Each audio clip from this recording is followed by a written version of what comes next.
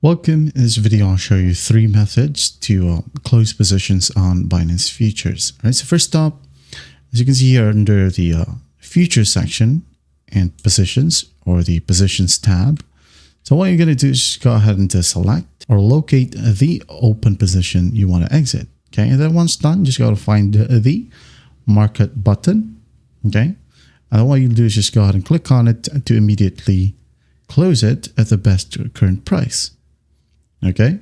Now, alternatively, you can click on limit to set a price right here. Okay. Change the amount right here and just click on limit. And once that's done, you should be good to go. Another option is by closing all positions. Now, to do that, as you can see here in these tabs, you have close all position button as well.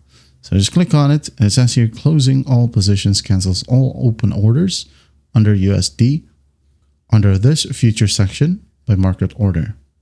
Okay, and the last method is by clicking on stop profit and loss on your open position right here. Okay, now to do that, I'm just going to go ahead and make it smaller right here so you'll be able to see this one, TP and SL. Okay, so what you're going to do is just click on add. Now go ahead and set a trigger price to automatically close your position. Okay, so for example, the trigger price would be $1,000. As you can see here, it says the trigger price should be higher than mark price. Maybe I'm just going to go ahead and add in 100,000 right here.